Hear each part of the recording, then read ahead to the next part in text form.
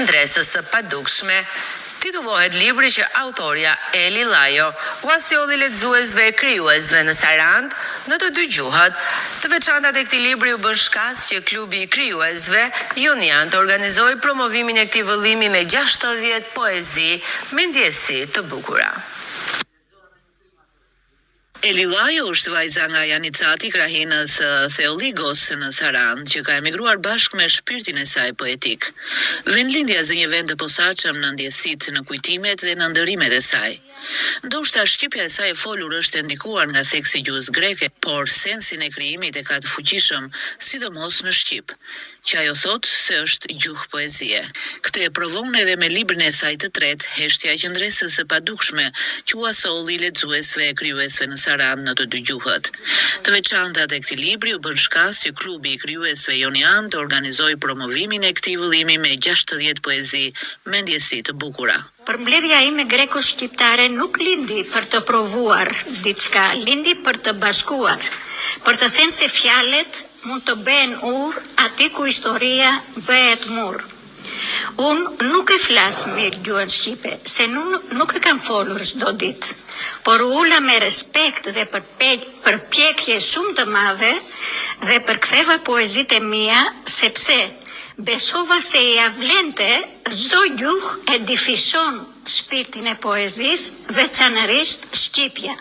Në planin tematik, vëllimi organizohet rreth disa boshteve kryesore: heshtja si gjendje ekzistenciale, mungesa si formë pranie, raporti me tjetrin dhe me veten, si dhe tensioni mes brishtësisë dhe qendresës. Këto motive nuk shfaqen të izoluara, por ndërthure në mënyrë organike duke krijuar një tekst poetik që funksionon si rrjedhë asociative. Frymëzimi fuqish emocional të figura e femrës, të historie trashëguese, e virtyteve të bukura njerëzore, të natyrat të rrenjë të identitetit, të traditat kulturore, të padrejtësitë shoqërore si një pjesë e tragjedisë së sotme njerëzore, të dashuria universale, të mbresat të lumtura të feminisë. Është libri i tretë për nga radha, por i pari shkrua në shqip dhe në greqisht. Do ta quaja ora poetike me poeten Eli Lajo.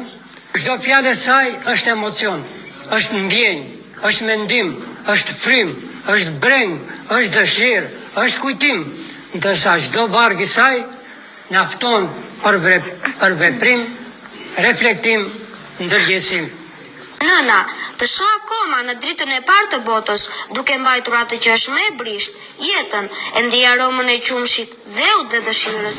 Si lum që ngjitet drejt maleve, vendlindja më priste, e veshur me plurin e kohës, si statuja antike që ende me frym. Promovimin e këtij libri, deputeti Ardit Bido, i pranishëm në të, e vlerësoi edhe si tregues të asaj trashëgimie të pasur dhe kulturës dhe krijimit aktiv që Saranda ka.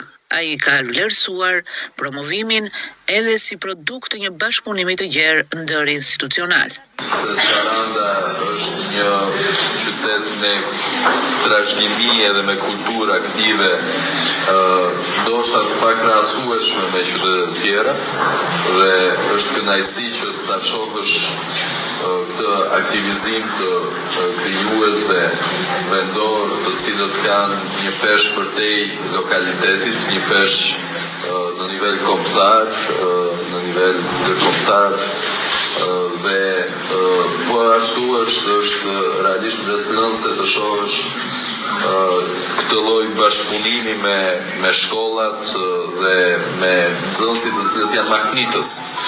Dhe kjo tregon punën e mirë që bëhet nga shkolla dhe nga mësuesi në aktivitete të tilla të përbashkëta.